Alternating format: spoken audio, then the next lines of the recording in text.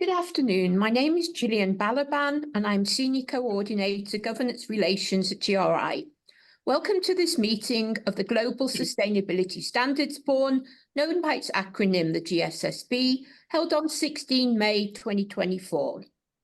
This virtual meeting is being hosted from Amsterdam, the Netherlands. Please note that all public GSSB meetings are being recorded, and you can find the audio recording on the GSSB meeting webpage, along with high-level summaries of previous GSSB meetings. You can also find the slide deck of this meeting on the same page. Present from the GRI Secretariat today are Harold Powells, Director of Standards, and Natalia Urabi, Manager Standards. We will now start with a roll call. Anna Nefedova. Present.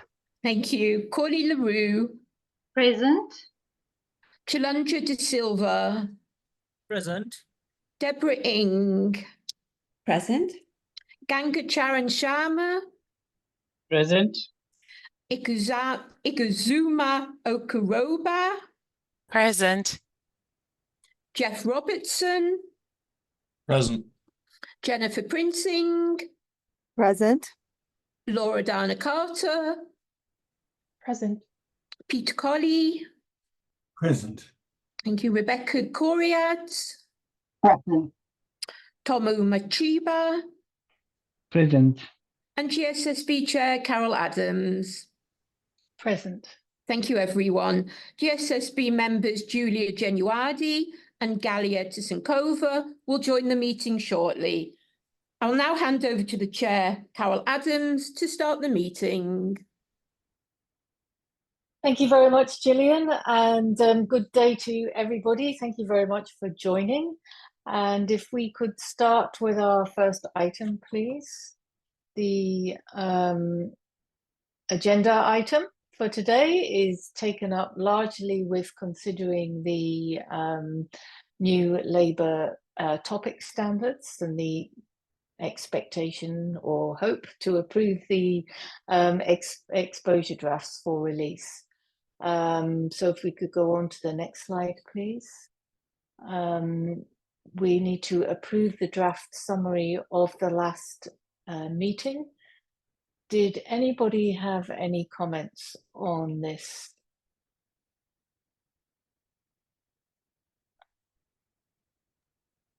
No.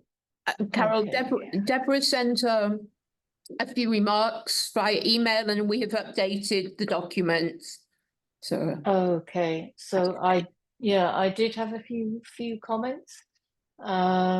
Investor Association for Rebecca should be Investor Institution, I think,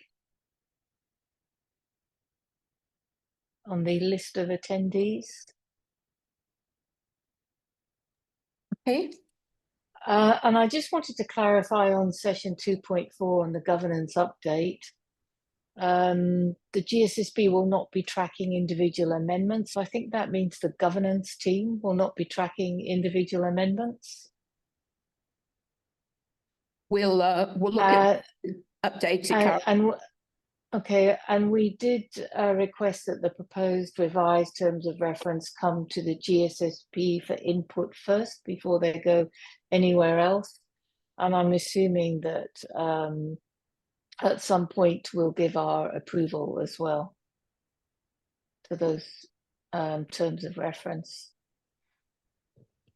Yes. And yeah, okay.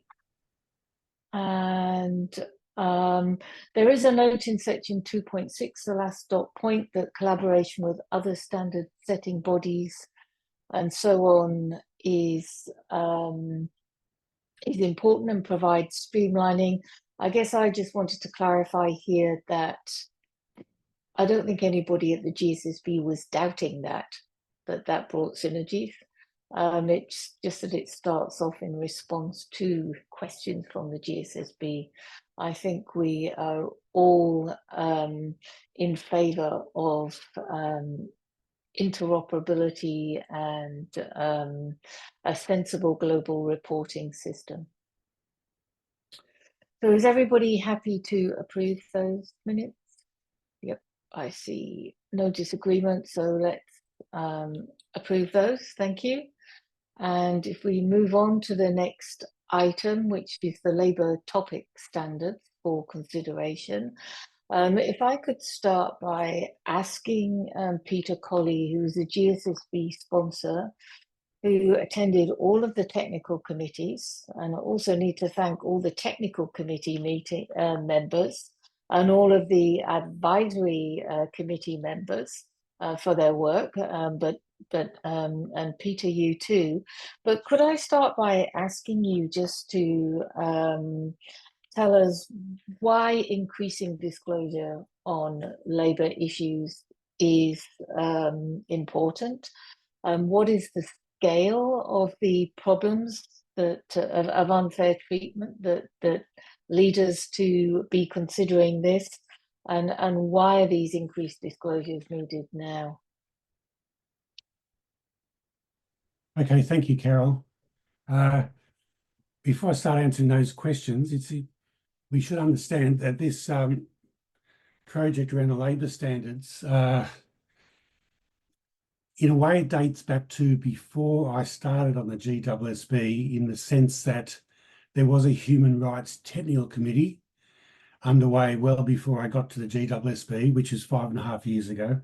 And the Human Rights Technical Committee came up with a lot of recommendations about how to integrate the UN Guiding Principles on Business and Human Rights into, and the latest developments of the OECD guidelines and so on, into the GRI standards. And that involved, as a first stage, a significant redraft of the GRI universal standards. It was always understood and necessary that there be a second set of revisions around every topic standard that had a human rights component. And that certainly means the labour standards. So in a sense, what we're part of here is a project that's actually been running for 6 to 7 years, integrating human rights more thoroughly into the GRI standards. The employment is basically the biggest impact for most organisations after the goods and services they produce, particularly if you're not a company that's heavily using natural resources or interacting with nature. Employment's one of your biggest impacts. And even for those that do impact with nature heavily, employment is still one of your biggest impacts. So employment is basically a big part of the S in ESG, and that has come more to the forefront in the last 2 decades, particularly as a result of the UN Guiding Principles on Business and Human Rights. The existing disclosures basically date from when the GRI standards were not a standard, but were the G4 guidance document, just one single document. So they were disaggregated into a series of topic standards back in 2016, but aside from that, precious little has happened. So that they're well overdue for revision. And currently they don't really go much beyond core labour standards.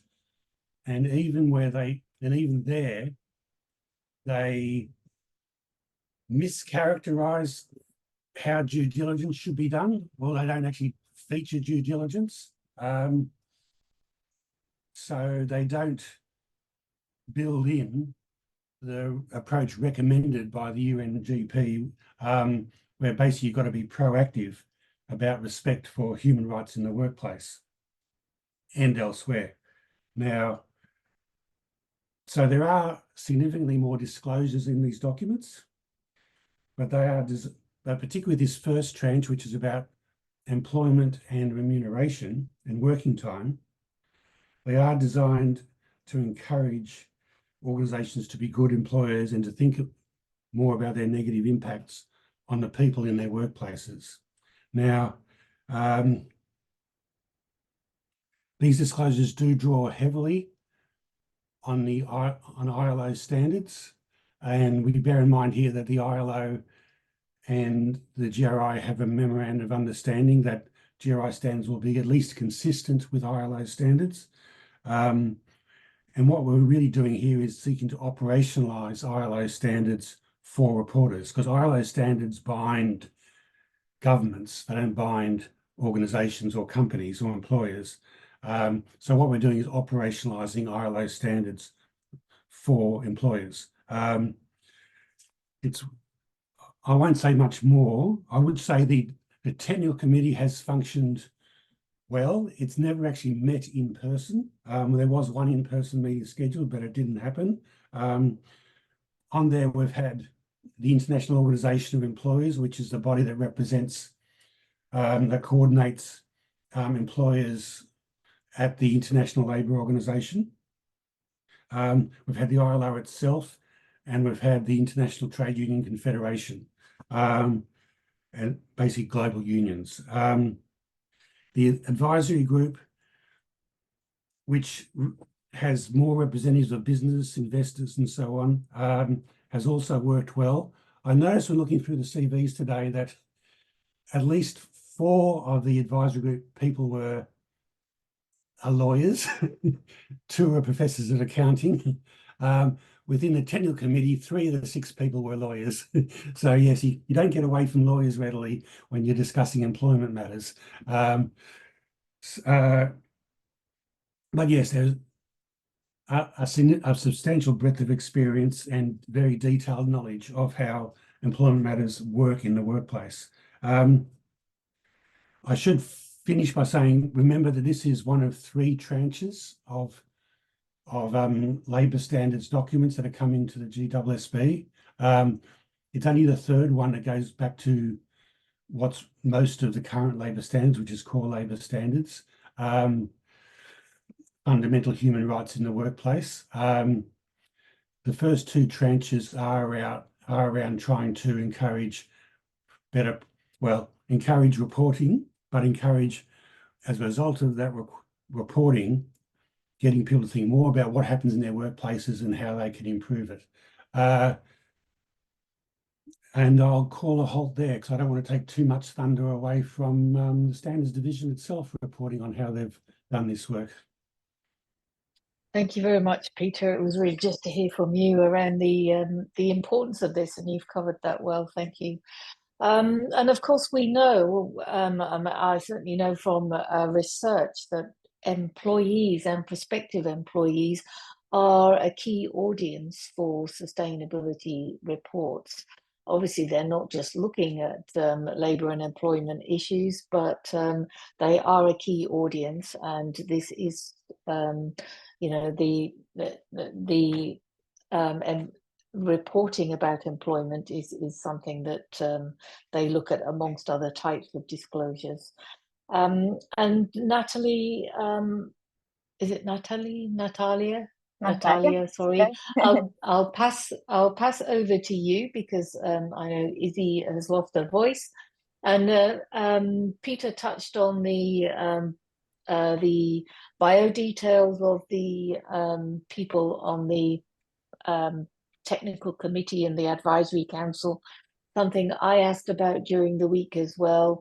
And I understand that there are amongst them sustainability reporting professionals, and it's not necessarily in their bio details that are online. So perhaps you could speak to that mix a bit as well when you come to it on your slides.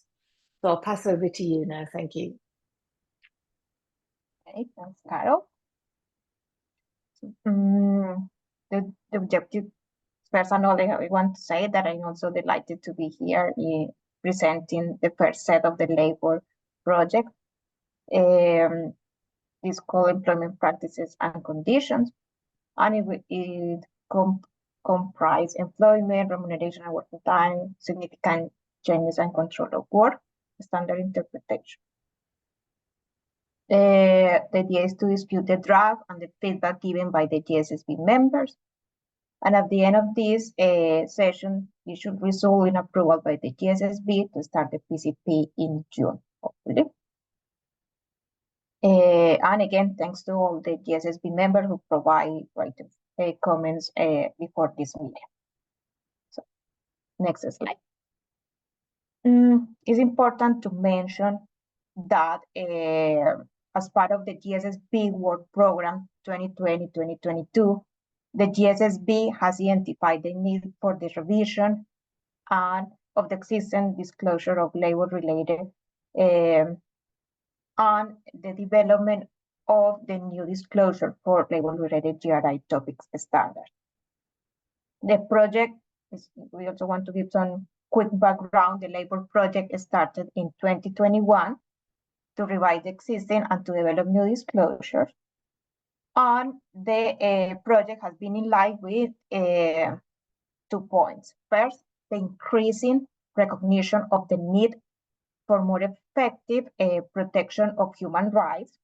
And second, the need for productive employment and decent work as the key elements for achieving fair globalization and poverty reduction as a driver of sustainable development.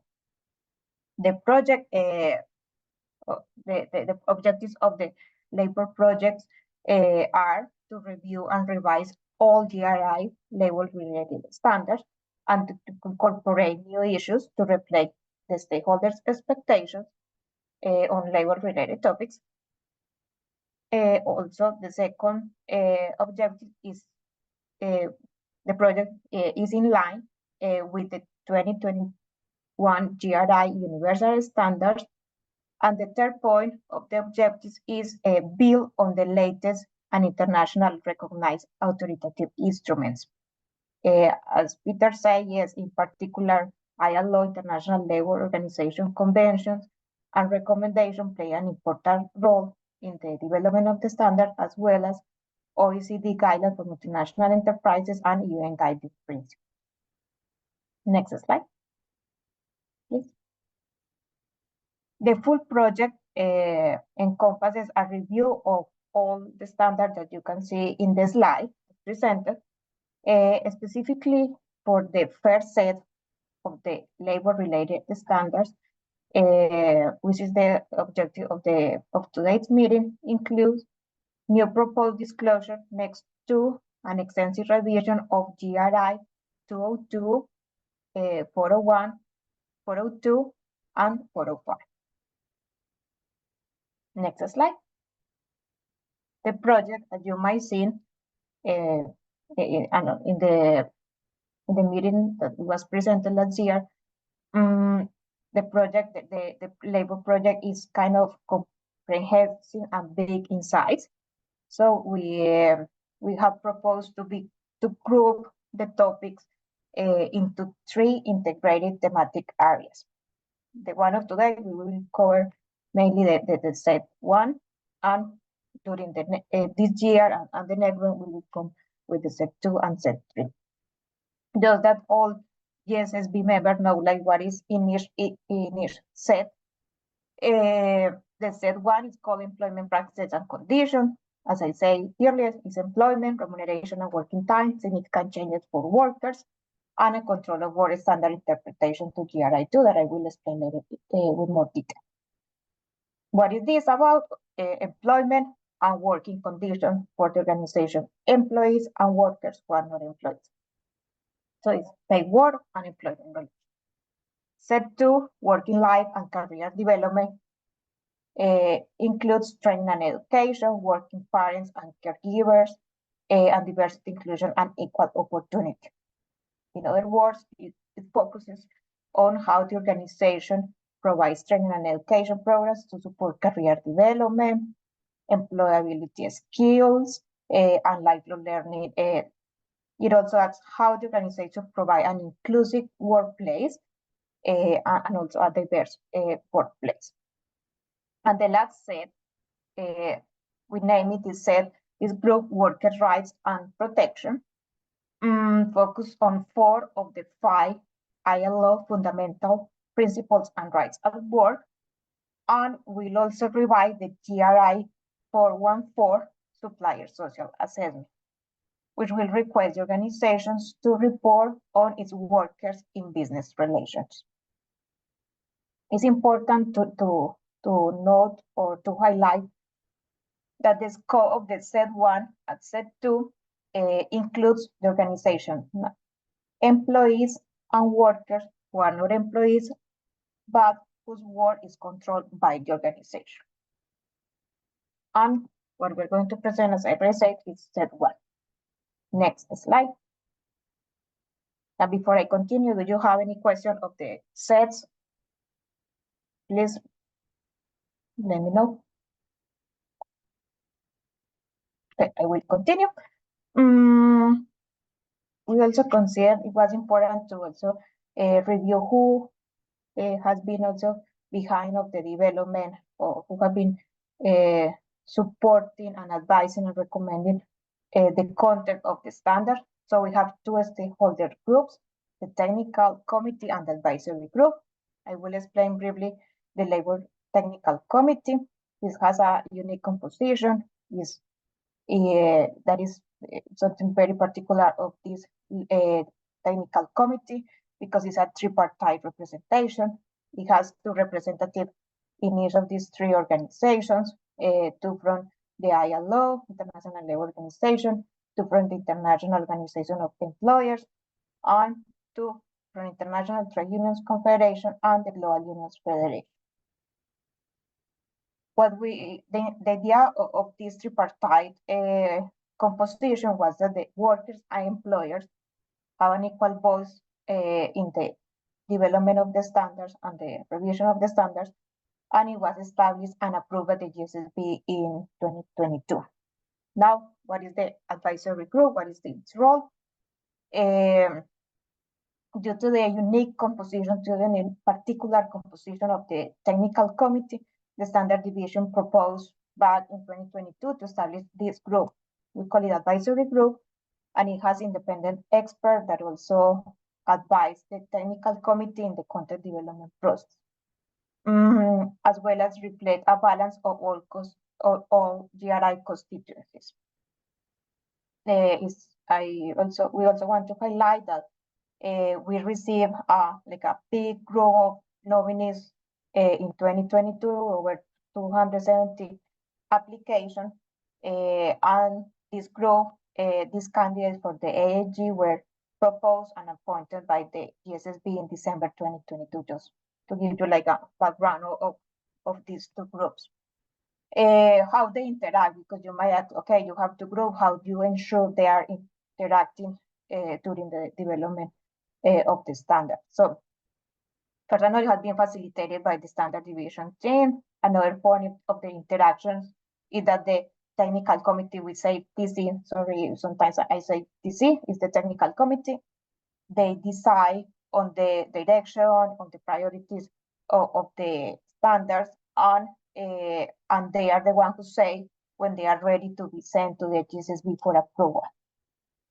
The TC has always, in this interaction, in this GR of development, appreciate the advisory group feedback, because they perceive it as complementary to their point of views, and acknowledge that they provide perspective from the businesses, for the reporters, organizations, and offer high quality feedback regarding feasibility, implementation, metric related, and so on. And we can say, as the standard division team, the labor team has they have worked and collaborated with mutual respect and recognition of their experience and role. Any question? You have any questions about this, or I can continue with the next slide? Perhaps we can just leave questions to the end of the presentation and come back to that. And the next slide on the project update, I think members will be aware of these timescales, so we can just quickly go over that one. Thanks. Okay. Yes, just so very important here is that if approved by the GSSB today, we will have the public consultation period from 4 June to 4 October. That is kind of the most important, let's say, point to mention of the time. And the financial revision will be for the Q2 2025.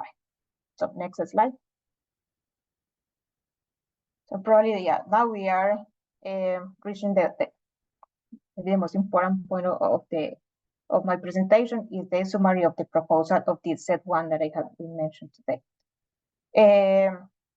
The technical committee and advisory group, they sought to find like a right balance between management disclosure and topic disclosure, because the standards and the draft have of both type of requirements. In other words, to be like clearer, management disclosure mirror topic disclosure metrics to request organizations to report about their policies, but not only about their policies, but also what they are doing and how are they implementing these policies with a set of comprehensive metrics. We have the proposed standard has a good set of metrics, and this has been like a point like several times touched during the TC and the AG meetings, and the AG, for instance, provide several feedback and reaffirm that those metrics are feasible in terms of human resources departments, and they are familiar with them. Another point, it was the emphasis on worker representative involvement and consultation when, especially in the management disclosure regarding policies affecting workers. So you might see in the proposals that they we emphasize several times that role. And finally, the technical committee and advisory group provide extensive feedback regarding the scope and the coverage of the requirement when are related to employees, because organization may have that information easily, and when you need to specify which requirements are for the workers who are not employees, because feasibility, access to the information, and also to considering reducing reporting for them. Next slide. Now I will move on to the to give you a very brief introduction of the three labor-related draft standards and the standard interpretation. So first of all, the employment draft standard. This is built based on the current 401 employment 2016. This disclosure, the disclosure draft aims to capture reporting non-standard employment practices, especially with the practices themselves cause negative impacts, and also asking more details in terms of policies and metrics. The technical committee and advisory group has provided good feedback about these several meetings, because we have 10 disclosure in this standard regarding reportability in this standard. Another point to mention is that there was kind of a natural evolution of the disclosure, and many early drafts, for instance, are not included if they don't seem feasible for human resources perspective, obtaining the data from the payroll day information, then it was not included. So that point out, okay, metrics are feasible or not, was a constant concern, and also how to divide what is important, what no, and what was modified or not include as report, or in the case that it was not included, it was included as a reporting recommendation. Next slide. Natalia, if I may, I think these slides are very useful in terms of showing where the new disclosures are and listing the disclosures. But I think we perhaps don't need to talk to them, because I think people will have already read the standards. So if we could just move through these slides to show the extent of the new disclosures, that would be helpful, please. Okay. So as you see, yeah, the new disclosure are like, we have like some of them are incorporating disclosure, for example, 401 employment, and several of them also are kind of new disclosure as we show it in the slide. Do you want something else that I respond here, or I can move to the next one? Because I know that I think you just move to the next one, where it's just useful to see the list of disclosures to remind us, and the new disclosures, but I think members will have read these exposure drafts already. Thank you. So next slide. So remuneration and working time draft standard is also a nice summary of what is new, what is also incorporate the revision of the existing standard disclosure, GRI 202, 405, and 401. And it was decided to be a standalone standard due to its importance in workers' employment and working conditions. And important features to highlight, maybe for the time I maybe not go so much into detail, but is gender pay gap. It was that national governments are increasingly asking to publicly report this information from companies, cost of living estimates, the standard requires organization to report the cost of living estimate to ensure decent standard of living for workers and their families, social protection. We are enhancing this part for the thanks to the result of the scoping survey. The TC considered was a crucial issue to include it. And finally, about this, I can say the effective communication with workers. That's why we have a disclosure under the name of transparency of remuneration and working time. Next slide. And this is the last standard for this set. Its name is significant changes for workers. This standard revised GRI 402 labor management relationship, and its focus is to examine how significant changes in the organization operation affect workers. These changes, as you know, can have positive or negative impacts on workers and do not necessarily lead to mass termination. The factors that you found in this standard are workforce planning, reemployment, reskilling, and fair termination processes. And the role of the workers' representative in minimizing these impacts. Next slide, I conclude the presentation of the proposal with this one, that is control of work interpretation guidance to GRI 2. This might be something like new for you. That exactly is not a standard, it's an interpretation guidance to GRI 2. So it will be part of GRI 2, but it's very useful for implementing all the labor-related standards.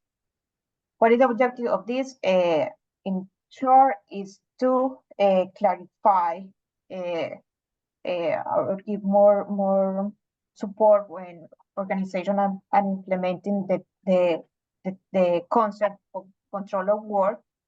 And because there is one example at GRI 2 that might be ambiguous for the organizations regarding the how organization is structured or implement the concept of control of work. So it is an example there that is about an organization instructs its suppliers. It could be interpreted as having control of work. So all these control of work interpretation guidance offer clarification on what is the concept of control of work. There can be the mean and methods of work, or how the organization directs the work performed.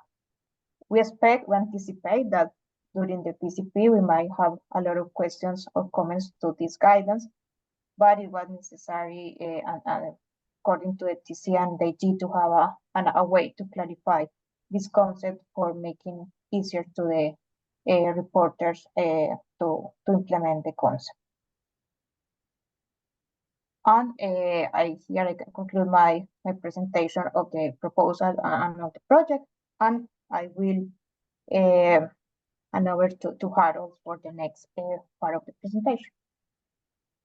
Thank you very much, Natalia. Yes, please, Carol. Yeah, thank you. We can go to the next slide. You. Now we can go to the next slide. Yeah. Please. Yes. So some highlights of the GSSB feedback. I'm also looking at time, so try to pick some out and also give some room for questions, of course, now during this session. First of all, thank you very much, Peter, for introducing. I think it was very valuable to explain it. And also thank you not only for the TC members and the AG members, but also for everybody involved in the standards team. So some highlights. So Natalia already mentioned the concept of control of work. We got questions throughout from GSSB members on this, and we explained why it's so important and how it relates. And we expect a lot of questions about it. It's an extremely important issue, not only for GRI2, but to explain more. And we also include aspects in the FAQ on that. So we always create an FAQ on this aspect. I think let's take some out here. So we also had a question about the actions to reduce negative impacts and encourage positive impacts. Peter already gave some explanation on that, where the emphasis lies. So especially in this set, it's very much about focusing on the value of human rights versus human capital. So focusing on negatives, but for sure, of course, there's a lot of room in especially set 2 and set 3 also on positive impacts. And in the GRI standards, as always, we ask organizations to report both their impacts, whether it's positive and negative. So, but especially there is a need for transparency in organizations, especially on these negative impacts. We see often stories, I would say, beautiful stories about the positive aspects from on the labor side, and it's important to especially be very strict on reporting your negative impacts, at least in relation to the minimal human rights aspects we are asking for. And this lack of transparency was a reason for TC and AG to really push this like we have it now in the standard, and we think it's balanced. Maybe also, before we go to other questions, also the one on labor-related table, labor-related data. So we have a lot of tables in our standard and in all the labor standards. Actually, we have them in all GRI standards. But for labor, this is proven already a very good concept also for the in practice for companies, because they use these kind of tables and they can integrate their operational matrix data or the tables into they can refer to it in the report, and they can use it, and they can use it once and do it well. So this is the way we used it also in these standards. An extra positive aspect we noticed actually now in our taxonomy project. So for that we see it's also extremely valuable for digital reporting. So you could say we see more and more that all these tables where we ask our performance data in, and that it's extremely valuable to have them in a table format, and also for labor-related data, but also for GRI2 data, for instance, but also for greenhouse gas reporting, for instance. For sure, of course, during PCP, we will see how people also react on it, and if necessary, we bring this back to discuss with AG and TC to judge if very certain comments, very specific comments come back on our request for data. Again, I only can emphasize what already Natalia was doing and also Peter was doing.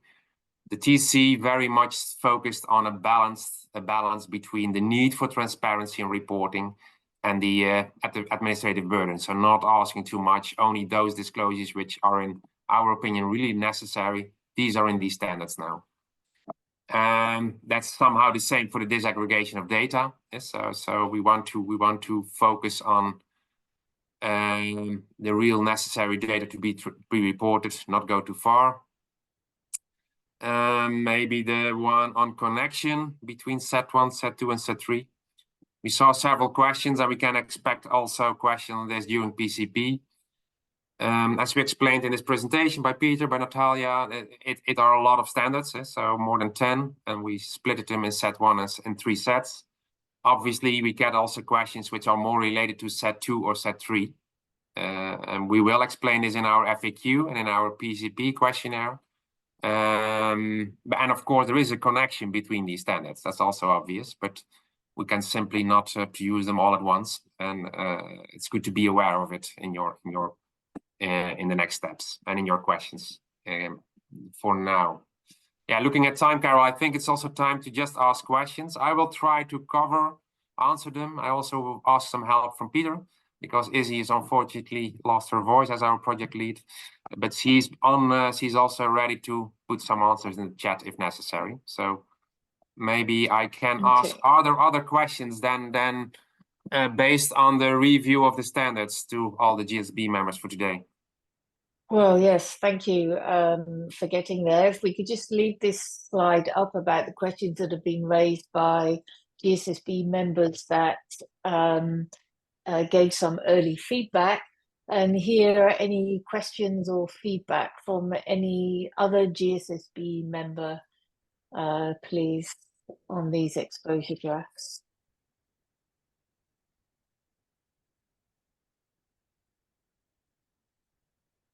I see Thomas. It's got hello. Uh, Can you hear me? Tomu. Oh, sorry, Rebecca, you go first and then I'll come to Tomu. Sorry, I didn't have any comments or questions. It was Galia, actually. It was okay. Galia and Tomo. Oh, so Galia, yeah. sorry, Galia, go. Hello, can you hear me? Yes, we can, thank you. Okay, first of all, thank you very much. It is really, really very detailed work, and I like the tables and the clarity with the tables. I have a few comments or maybe recommendations. The first is that the control of the workers that are not employees, I believe we need to put much more examples, what is in, what is out, because still for me it's not clear. The first example, contractor that is doing welding works in the premises of the company. We control the health and safety, environmental, the quality of the work. Is it in or is it out? Because there are a lot of elements that could be either in or not considered as a worker that whose work is controlled but not employee, or just employee. And I believe we need to put much more examples so to be much clearer on that. Okay. The other comment is that in many countries we have different regulation for working hours, for hiring people as interim. And if we have to disclose all these specifics per country, it will be like novel, the full submission. There are particular details per country. And I don't know how the organizations will be encouraged to disclose all these low, regulatory details in one submission that is valid for a company that is operating within the global scope. My other question is for cost of living. Do you mean it's the living wage or not? And how do we define cost of living if there are different setting of people? For example, single person, working single person, single parent working, because the cost of living is different if you have kids or not, if you are single parent or you are not a single parent. And there are a lot of debates with the companies that are providing living wages here and there. And it's not clear what do we ask the companies to report, towards what to compare. Another comment is for the remuneration, for the pay gap, female, male, with the mean calculation of the early hours. In some of the countries, first, we don't have early hours rate. It's not a legally obligation to have early hours rate. We have minimum monthly salary. So it cannot be transferred in minimum early because it's not as part of the legislation. We had a case in a country with a specific cultural setting of the labor force, male versus female, that for low-grade employees, we had a lot of men with low grade and just 5 women with low grade. And because of this, the ratio of the salaries, male, female, was 1 to 1.5. Means that female, because they were just 5, and the median is the third person, they receive much more than all the rest, which is not true, but it is because of the cultural specifics of this country for the low-grade people. If we disclose such a number, it will be misinterpreted that female, or in some cases could be the opposite, the male are getting much more, which is not correct. So how we can treat these specifics as well. Thank you, Galia. So I have 4 points: control of work, the income per country, cost of living, and the pay gap for women, if I recall. So for control of work, I tried to answer at least or how we could deal with it. So the control of work, it was also raised by actually in another kind of way by Shailendra earlier in the feedback. So in the early feedback, and I explained, I think for the moment, it's exactly why we started to develop this, and we also have some examples in GRI 2 and also in FAQ we want to give some more examples, which goes along with the PCP. So if you agree, I think the best way forward is, because we see this is extremely important, that we also try this during PCP with the extra FAQ examples we then could give. And it would be lovely to discuss with you and also with Shailendra to work out these examples for in our FAQ. Because we want to a little bit avoid, of course, that people only look at the examples and use them almost as factual things in the standard. And there are probably many examples. So that could be a way forward. If you agree, we could also ask an extra aspect in the, we could also ask, put a question in our questionnaire, which goes along with the PCP, but that's about control of work. So it is addressed, and we try to be as exact as possible. And also this control of work explanation is also dedicated to that. So that's noticed. About the interim and per country details. I need some support here from either the technical people or Peter, but I'm happy to come back to that. How to deal with that? Cost of living, that's an extremely much debated discussion versus living wage. We give the living wage as an example in our guidance, but we do for ILO reasons, for the discussions between ILO, IOE, and the unions, we have formulated the way we did now, so there's a reason why we did it like that. How you should do it, maybe also let's discuss that we could also maybe explain a little bit more in our FAQ, because to avoid that people do not understand the standards, that's absolutely valuable information. Also in the pay gap part, that for me that goes too much in detail, so I have to look at Peter or Izzy or Natalia again. Yeah, so I think what we will do there then is we'll move on to Tomu and let Peter maybe think a little bit longer about some of the questions that haven't been answered yet, and we'll hear the other questions, and perhaps by then Izzy will have put some things in the chat that you can can then speak to also. Tomu. Hi, thank you.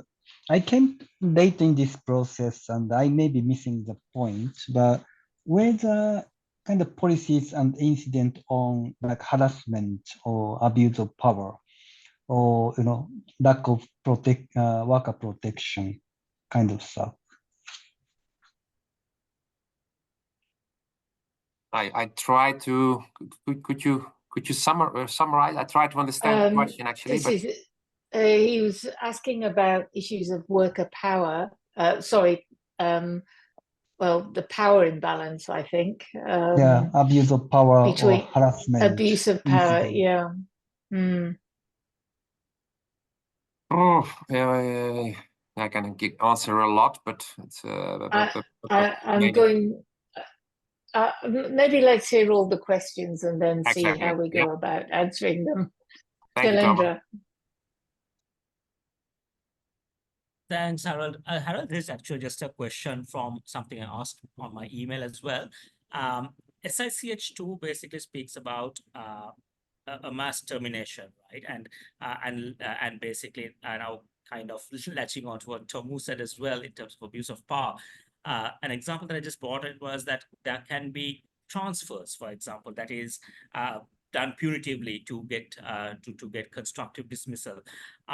Wouldn't SICH2 minimum consultation periods need to cover that aspect of it as well if there is a transfer, rather than only mass termination? That's something I just want to raise. Yes, so, and I think it was about also the clarification of the term termination, wasn't it? Or is that, yeah. Yeah. Yeah, I think Harold, it was just I mean, I'm fine with mass termination being part of it for sure. I just want to see whether say things like a transfers are done punitively or for for whatever purposes. If transfers are done, shouldn't transfers also be part of the minimum consultation period? Well, I should ask that again to, so we say indeed what you explained, it is a kind of transfer. So then the service contract goes to the other organization. And then you would say, that's also, I think, what Peter gave in the exchange with that. So not necessarily the transfer to a different organization. Harold will say when within the organization you're working in location A, but you're sent to location B, which is say 1,000 miles away, and that would fall under a requirement to give the employee sufficient notice period, and that's what I was wondering whether it needs to get covered in SICH2. yes. Can we also do that one-on-one with us? Because it's, I have to say, I try to cover it all, or Peter maybe has an answer on it, maybe when he can think on it, but we discussed it before, and I'm happy to clarify even more in our statements. Again, because it's about the GRI 2 interpretation, of course, so it's extremely important to have it understood by everybody. If that's sufficient for now, Shalendra. Yeah. Yeah. And I'd really like to hear from the business reporting organizations. We've heard from Galia already. I'd like to hear from some of the others about these disclosures and any challenges you foresee in providing information. In the meantime, I can say that Izzy answered in the chat. I can read it, but for the gender pay gap, gave a reply to. So maybe first question is if Galian, if this is a good answer for you or understood, and I can also repeat it for the public. Please throw in any questions or if unclarities. Also, especially on the administrative burden, as Carol said, or the practicality of reporting. Jeff. Jeff. Yeah, thanks, Harold. Thanks, Carol. I actually had a similar comment actually that Carol had in the early feedback. And I think you briefly touched on it, Harold, but I wanted to just air it out a little bit. In one area in particular, I think, correct me if I'm wrong, I think we require a disclosure about the proportion of employees that are male versus female or other genders. And I think if I recall correctly, Carol made the point, and I agree, in many countries, they have to disclose this by seniority level with several subcategories of employees. And I just wondered, I view it's part of our role and mandate to sort of push the envelope a little bit and prompt some slightly uncomfortable conversations about, well, we're going to have to disclose this information. If disclosure is always easy, then it serves no purpose. So it was just something I wanted to ask about. Was there a detailed discussion about this, especially given that it's already mandatory for a number of reporters? So I have to then rely again on Peter and on on Izzy here. So I hope Peter can think about and also Izzy can reply. Yeah. We'll come back, but I think it's important that members know what issues other members have and that we get all of these out first of all. So we've heard from Jeff. I'm keen to hear from Igazuma and Julia, if you are there. on the reporting side? Hi, Carol. Yes, I am here. Thank you, Igazuma. So I was looking forward to see what other members thought about the feedback. I already have, I mean, the reporting burden is really huge when it comes to the disaggregation. I thought it was mostly for businesses of our size. So I wanted to see if other businesses had the same challenge, especially the gender, different levels of the employees, the different levels, and then you have to disaggregate again by. So my issue is still very related to that disaggregation and how that matrix, the matrix of the data in the table, whether we're increasing that burden of reporting or making it more useful for the businesses as opposed to other stakeholders that want to see the disaggregation. That's really what I was wondering if other members had an issue with. Well, that was certainly something that I wondered when I read them, whether those tables actually were providing or asking for information in a way that organizations were collecting it and thinking about the data, or were there other ways that organizations thought about this data also? So yeah, I did also query that. So perhaps just to suggest, Sorry. I would like that table to be useful to the organization, to the reporting organization as well. I tried to sketch something, but I didn't get around to finishing it. But I think of what decisions can organizations make better when I see the disaggregation, the table the way it is. So I think it should perhaps look at how those tables can be more friendly and useful to the organization as well, even if we need to do all the levels of disaggregation. Thank you. Thank you. Thank you, Gazuma. And Julia?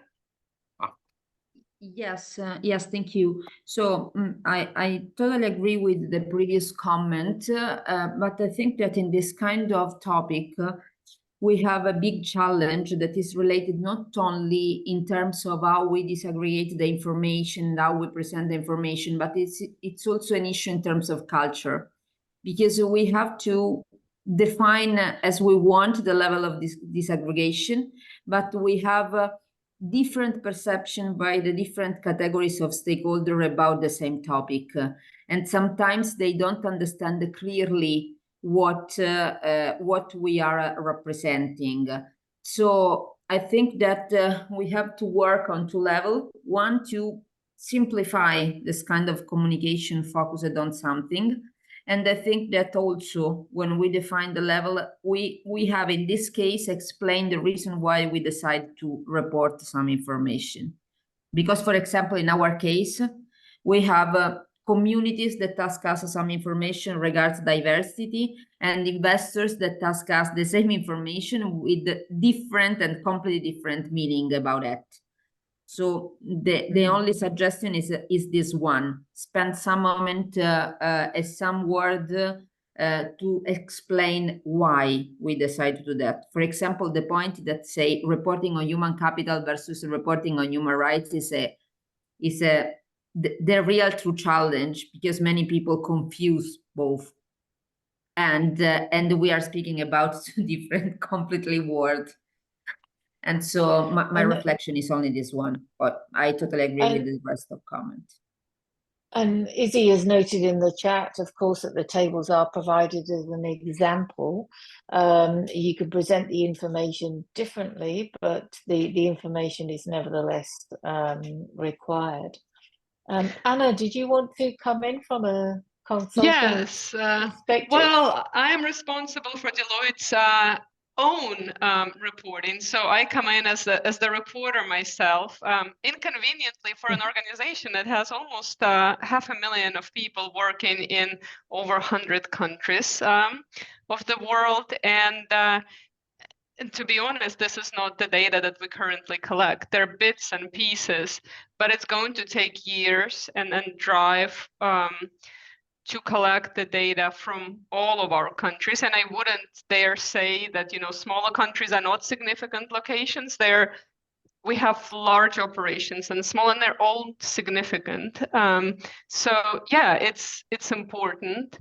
It's going to take us some effort and years to get to the level of disclosure that we're asking companies to do. So I think we should expect companies to react with, the probably similar reaction. So that's my take. Okay, thank you. Jennifer, did you have anything to add as a reporter? Hi. Yeah, I'm not sure anything particularly new beyond what's been said, but as a reporter for a large multinational, agree with the comment that this is significantly more disclosure and more information than we typically even collect internally. So there is a large burden here, a large challenge. Not only just a burden in collecting the data, but developing the will to disclose it is going to be a big hurdle as well, right? This is a level of disaggregation that is extremely transparent that I think many organizations are going to have a natural reluctance to be just for this level of transparency. So there is going to be a hurdle there in the reporting. When we discuss a lot of disclosures like this internally, we often run into the challenge that laws on these topics are very different from country to country, and that tends to make it difficult for us to aggregate or present this information because whether it's parental leave or working hours or other topics, the rules are different in the different jurisdictions in which we work, which I guess I understand is why you report it in a disaggregated fashion. But just that fact makes some of these topics things that we don't think about reporting at a corporate level because of the differences in jurisdiction. So I want to say the reaction is probably going to be that this is a lot of disclosure, that it's going to be very difficult. I will also just comment on maybe on the other side, we are getting significant increasing pressure, I would say, from our stakeholders to be more transparent about these concepts. So I think the standard is needed, standard disclosures, in order to meet our stakeholders' expectations. We're going to be asked to provide more of this information. So having better standards, having more complete standards will help us to do that. Okay, so the question then is, I don't see anybody hear anybody saying these disclosures are are totally inappropriate or anything like that. I do hear some concerns about the volume of the disclosures and whether they are useful to a reporting organization as well as to stakeholders. So I'm going to go back to Harold and Peter to see if they want to add anything. At some point, we'll have to come to a view about what we do about this, whether we approve these exposure drafts, whether we ask for some more work to be done engaging reporters. Peter and Harold can maybe talk about any options there. One of the things that we have to consider is that if we go to exposure and there are concerns, then we might have to re-expose at some point, which is always an option. So I'm going to go to Harold and Peter, and then I might get a sense from each of you about how you're feeling about the decision and the recommendation around approval. Thank you, Carol. Let me start off, and then Peter can jump in. before I do so, Izzy already gave some answers on several things in the chat. Also looking at time, maybe at least you can read it. That helps. What is a struggle, but in a positive way, is exactly what is mentioned here. So I'm absolutely very happy with the discussion we have here. That it's typically what we ask from the board, and think about it, come up with these discussions. So it's absolutely fantastic. But the balance between, let's say, I would even say the human capital reporting, what a lot of organizations are used to, versus the human rights and labor reporting, that this is somehow the balance the TC, or somehow it's very extremely the TC and also the advisory group have looked for. And they saw this as a balance, like, is this not too much? Is it not too little? And as Natalia was saying, everything which we thought was too ambitious, we brought it to the guidance. I think that's an extremely...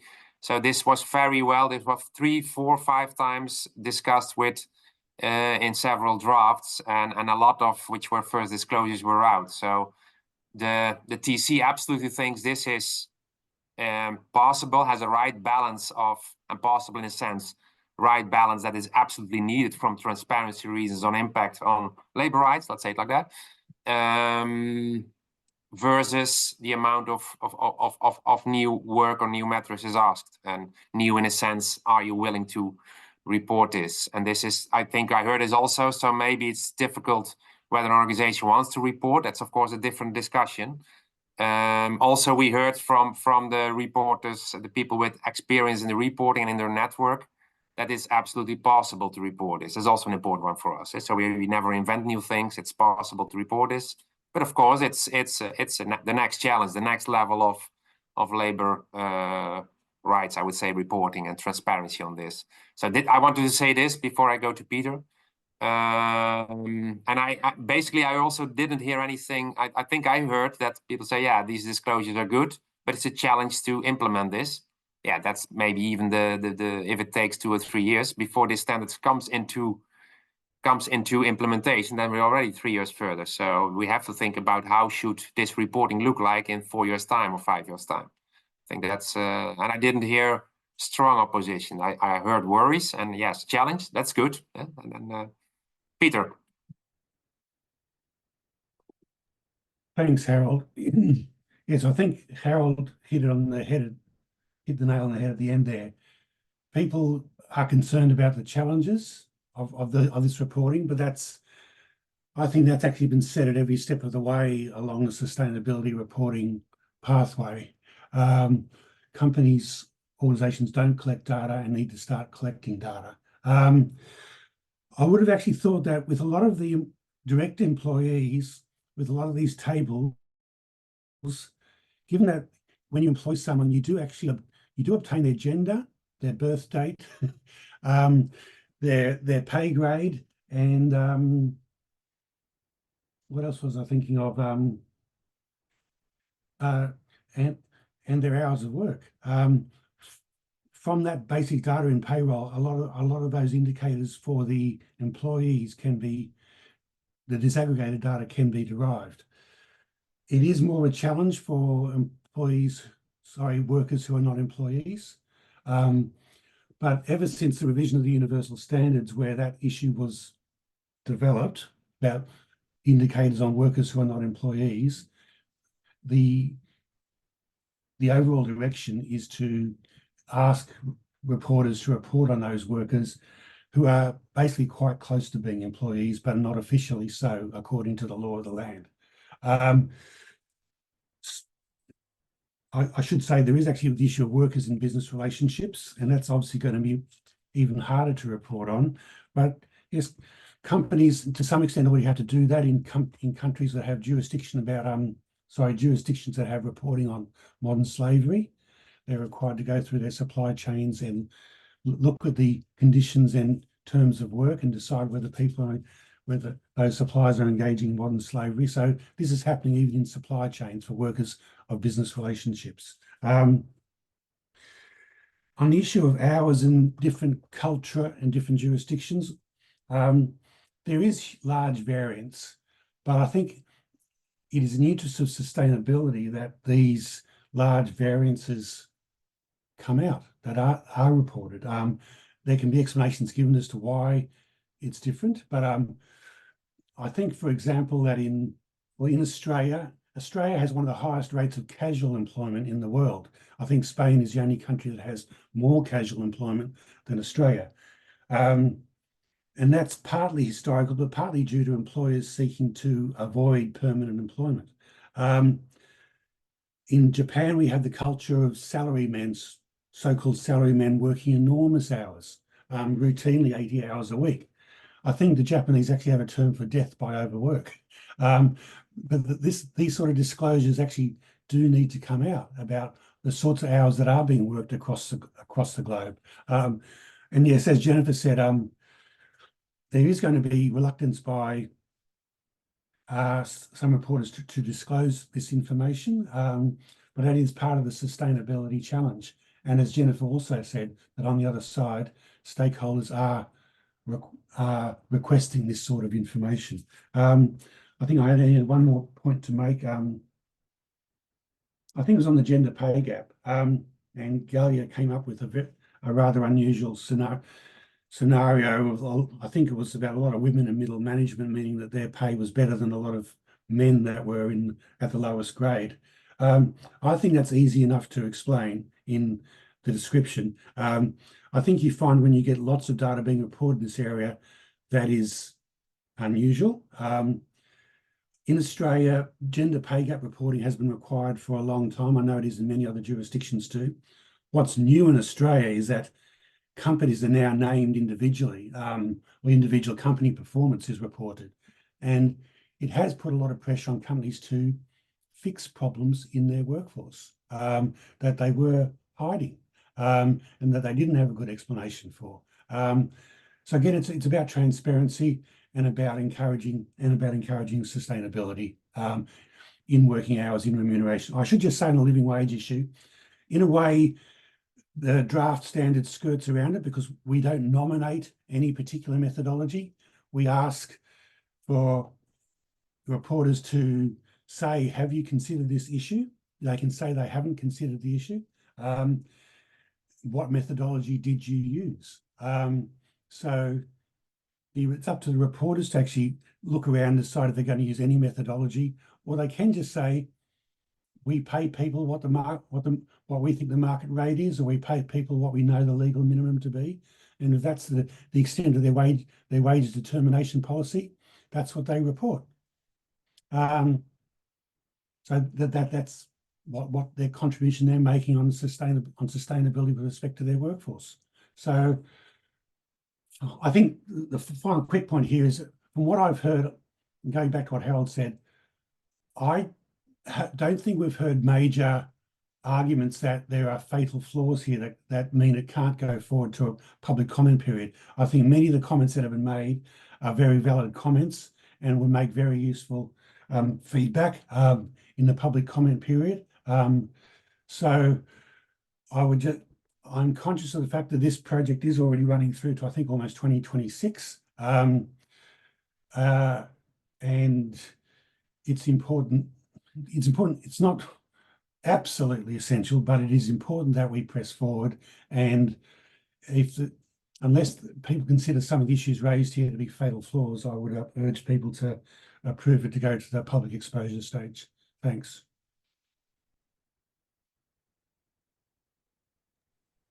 Thank you very much, Peter. I think you've been learning from those lawyers you've been working with on the technical committee about how to put arguments across.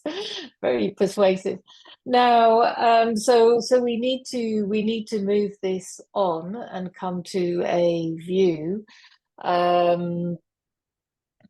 There clearly are some concerns. So we do have the option of approving the exposure drafts now or delaying them. Whichever way we do it, we could ask for, say, specific focus groups involving HR professionals and sustainability reporters to provide input. And I think that's something that we would probably want to do from what I'm hearing. But can I ask, first of all, could you raise your hand if you feel that if you have concerns about approving this, these exposure drafts now at this stage?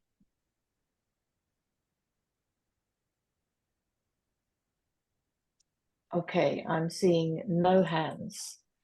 So Peter's obviously really done a good persuasive job there, and Harold and Natalia too, and Izzy by comment. Can I ask if you have any proposals, suggestions, or any comments on the ones I've put forward as a way of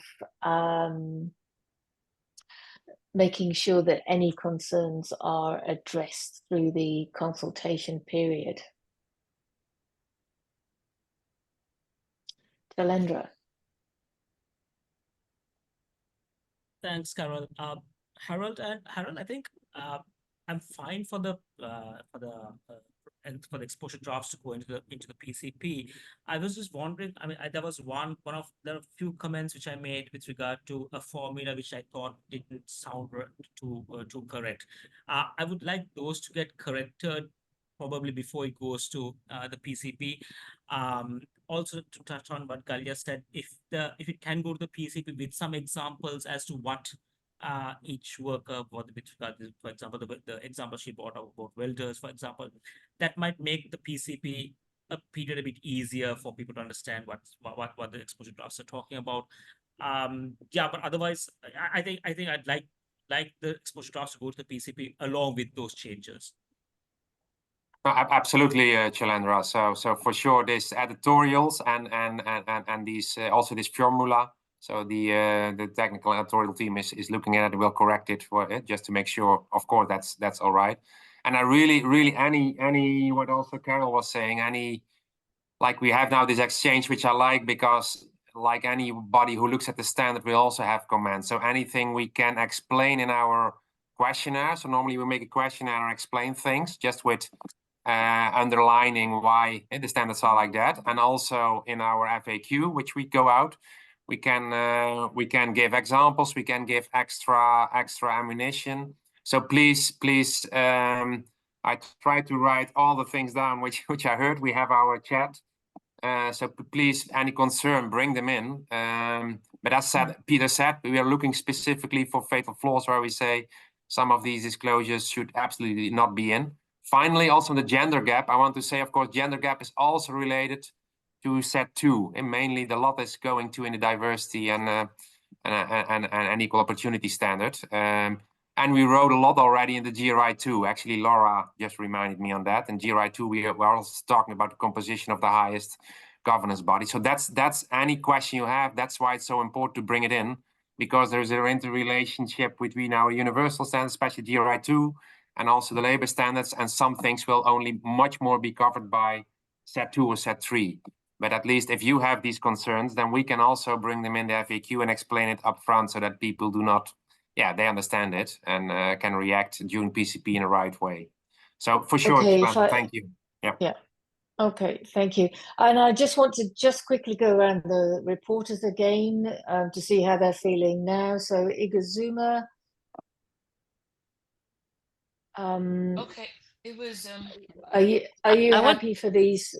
I am. It's definitely useful. It is useful. I just wanted to underscore the FAQ, but Harold talked a lot about it. So I always find the FAQ very useful. So I think you can preempt some of the concerns that are going to come. Easy gave some good explanations in the comments. So I think it's good to preempt them. I think the discussion has been more about expectations management. Now you know the kind of feedback that is going to come in. So let's use the FAQ so that the questions that are coming in more often, we already provide a ready response. Thank you. But I'm happy for Ritu to go to exposure. Yeah. Thank you. Julia? Okay, Galia? I'm okay with this. It's very detailed. Okay. It could be a challenging, but let's go for the public exposure. You'll see the feedback. Okay. It is much better to get more than less.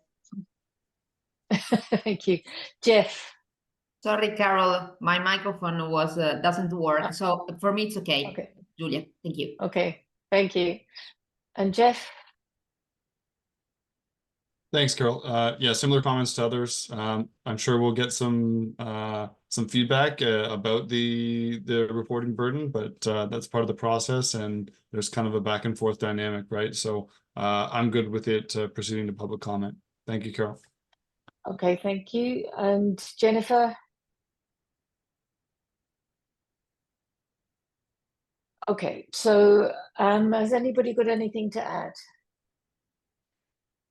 Okay, so we can take it that these are approved then to go to public exposure, all 4 of them. So I'm asking, can we approve these 4? The answer is yes. I can see nodding heads.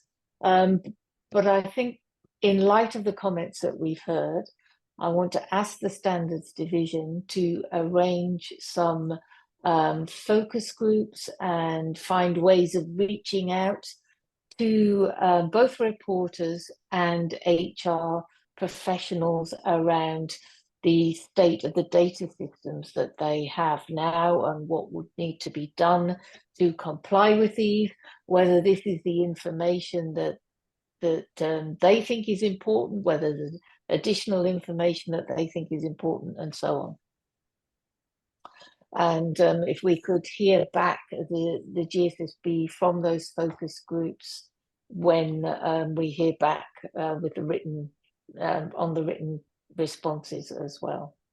Thank you, Carol. Okay, thank you.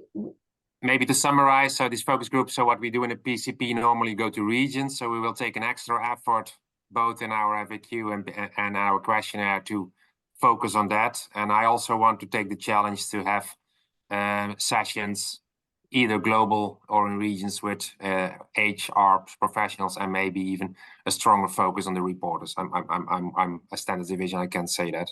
To take it as an extra effort during PCP, and of course we report back. That's but please also you yourself as members, please also reach out, of course, to your network and try to find out how it is received, and that's also good to remember. Thank you very much. Thank you. And thank you very much to all of the staff for all the work that you've done on these exposure drafts. They're very substantial. So you can see that a huge amount of work has gone into them. Thank you. Next slide, please, Gillian. So this is Harold again on the, just very briefly, Harold, because we've already looked at this and seen it. Yeah, so I will keep it briefly. Bastian is in a train problem, so that's why I take this also on. Basically, I keep it very brief. We didn't make any changes compared to what we presented in the in-person meeting. So this reflects basically the input from April and the April in-person meeting and further staff input. One thing which was important to mention is that due to some recent staff developments within GRI, the Standards Division, departures, upcoming maternity leaves, and internal restructuring of in our teams, we have less capacity available in the coming months. And that's why the reason we also gave an explanation on that, to put the narrow scope review of the GRI1 on hold until further notice. On the other hand, we will continue with the in our agreement with DNFD and do a little bit more research on that. So, but just to emphasize that, I think that's all. And the question is, can you agree to this? If there are no other questions. Thank you, Harold. Has anybody got any concerns with this? No, hearing none, we can take that as approved. Thank you very much. And I believe this now ends the public session unless there is any other business. Hearing none. Okay, thank you all very much. We'll close the public session now. Thank you, Gillian.